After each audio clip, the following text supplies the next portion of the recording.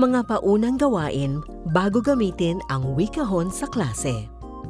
Ang wikahon ay idinisenyo para sa independenteng paggamit ng mga mag-aaral, kaya mahalaga ang pagpaplano bago ito gamitin sa klase.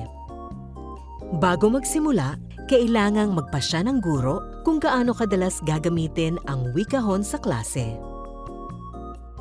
Iminumungkahing gamitin ang wikahon pre-A ng 2 beses sa isang linggo, sa loob ng 15 hanggang 20 minuto.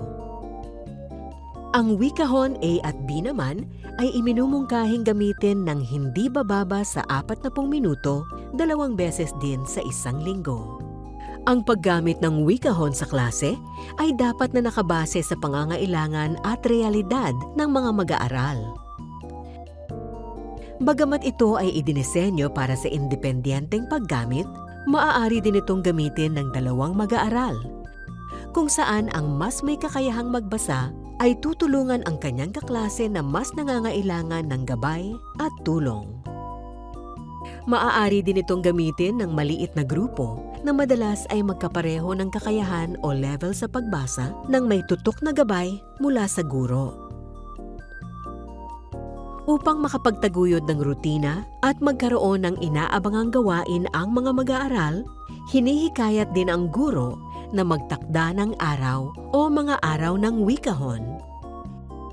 Bukod dito, kailangan ng sistema para sa maayos na pagkuha at pagsauli ng mga babasahin at pangangalaga sa kahon.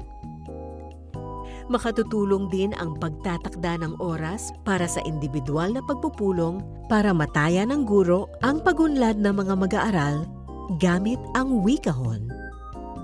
Dito matutukoy kung wasto ang paggamit at kung may mga bahagi na dapat bigyan ng gabay o paglilinaw.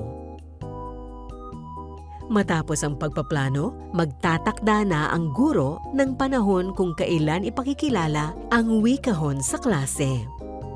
Kasama na rito ang pagpapaliwanag ng wastong paggamit at paglalarawan ng mga seleksyon at seksyon.